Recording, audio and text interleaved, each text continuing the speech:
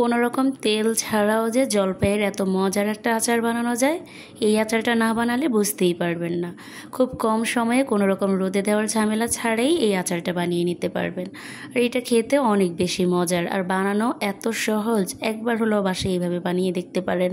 আসসালামু আলাইকুম, সবাইকে আরও একবার স্বাগত জানাচ্ছি আমার আজকের রেসিপিতে। আজকে জলপাইয়ের একটা লোভনীয় আচার রেসিপি শেয়ার করছি, যেটা কোনো রকম তেল ছাড়াই বানিয়ে নিতে পারবেন। আশা করছি আমার আজকের রেসিপিটাও আপনাদের কাছে ভালো লাগবে। আর যদি ভালো লেগে থাকে তাহলে আমার চ্যানেলটা সাবস্ক্রাইব করে সাথেই থাকুন। আর এইরকম লোভনীয় আচার বানানোর জন্য না টেনে পুরো ভিডিওটি দেখতে থাকুন। চলুন তাহলে রেসিপিটা শুরু করি। আমি এখানে 1 কেজি পরিমাণ জলপাই নিয়েছি। আর এই জলপাইয়ের গাটা খুব ভালোভাবে কেচে নিয়েছি। এটা ছুরি অথবা বটি দিয়ে এরকম করে নিতে পারেন। আর এর মধ্যে এখন দিয়ে দিচ্ছি 1 কাপ পরিমাণে চিনি আর 1/4 কাপ দিয়ে দিচ্ছি সিরকা অর্থাৎ হোয়াইট ভিনেগার। চিনি আর ভিনেগারটা জলপাইয়ের সাথে খুব ভালোভাবে মিশিয়ে নিচ্ছি। অবশ্যই কিন্তু এই আচারটা বানানোর ক্ষেত্রে প্রথমে চিনি আর ভিনেগার দিয়ে জলপাইয়ের সাথে মেখে 10 মিনিটের মতো ঢেকে রেখে দিতে হবে। 5 মিনিট পরে আমি এখানে 1 চা চামচ লবণ দিয়ে দিচ্ছি। আর লবণটা দিয়ে আমি আবারও সব ভালো করে মিশিয়ে নিচ্ছি।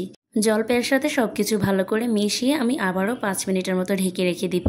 আর এরই মাঝে আচারের জন্য একটা মশলা বানিয়ে নিচ্ছি। 4 থেকে 5টা শুকনো মরিচ নিয়েছি, 1/2 চামচ পাঁচফোড়ন, 1/2 চামচ ধনিয়া, 1/2 চামচ আস্ত জিরা, 1/2 চামচ মৌরি নিয়ে নিচ্ছি। এরপরে সব কিছু চুলার আঁচটা লোয়ে রেখে ভেজে নিচ্ছি। এখানে চাইলে আপনারা শুধু পাঁচফোড়ন আর শুকনো মরিচটা ব্যবহার করতে পারেন।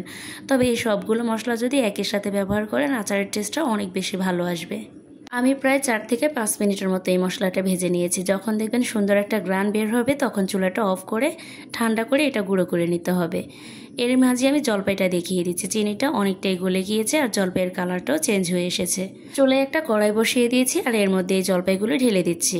এখানে কোনো রকম পানি ব্যবহার করতে হবে না। চিনি আর ভিনেগার গলে গিয়ে যে পানিটা হয়েছে এই পানির মধ্যে আমাদের জলপাইগুলো সেদ্ধ হয়ে যাবে।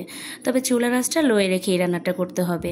কিছুক্ষণ পরে আমি এখানে 1 চামচ পরিমাণ থেতো করে দিয়েছি রসুন, 1 চামচ মরিচের গুঁড়ো আর 1/4 চামচ দিয়েছি হলুদ গুঁড়ো। এরপর আচারের জন্য যে মশলাটা গুঁড়ো করে নিয়েছিলাম সেখান থেকে বেশি অর্ধেক মশলাটা এখানে প্রথমে ঢেলে দিব আর বাকিটা আবার পরে ব্যবহার করব।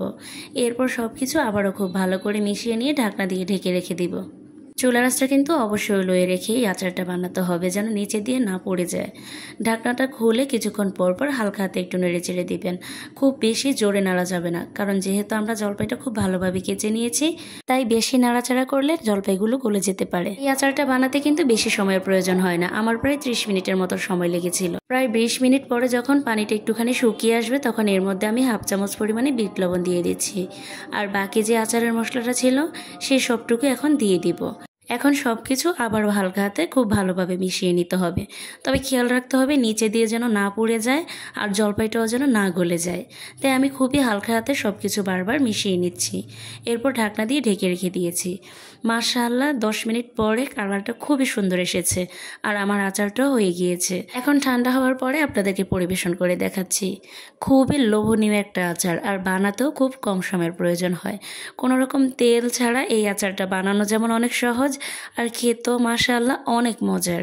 পুরোপুরি ঠান্ডা হয়ে যাওয়ার পরে একটা এয়ারটাইট বক্সে রেখে প্রায় 5 থেকে 6 মাসের মতো সংরক্ষণ করে রেখে দিতে পারবেন। এখন একটা জলপাই আমি আপনাদেরকে দেখিয়ে দিচ্ছি। এটা ভিতর থেকে কতটা জুসি ছিল।